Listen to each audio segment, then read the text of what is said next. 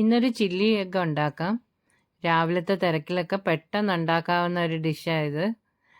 ഇതിനി എങ്ങനെയാണ് ഉണ്ടാക്കുന്നതെന്ന് കാണാം. പാൻ ചൂടായപ്പോൾ കുറച്ച് സൺഫ്ലവർ ഓയിൽ ഒഴിച്ചു കൊടുത്തിട്ടുണ്ട്. ഇനി മുട്ടയിട്ട് ഒന്ന് ഫ്രൈ ചെയ്തെടുക്കാം.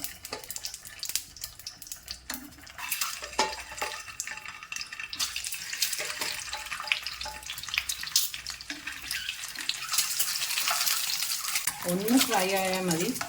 ഇനി ഇതെടുത്ത് മാറ്റാം. ഇനി ഇഞ്ചി വെളുത്തുള്ളി ഒരു 4-5 അല്ലിയും ഒരു ചെറിയ പീസ് ഇഞ്ചിയും. ഇനി സവാള ഇട്ട് കൊടുക്കാം.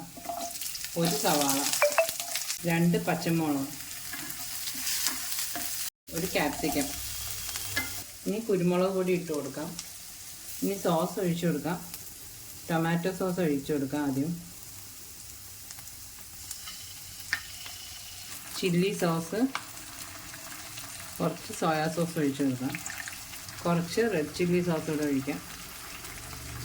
ചെറിയ ടീസ്പൂൺ കോൺഫ്ലവർ ഇച്ചിരി വെള്ളത്തിൽ കലക്കിയത് കൂടെ ഒഴിച്ചു കൊടുക്കാം. അതിനകത്ത് ഒരു തിക്നെസ് കിട്ടാൻ.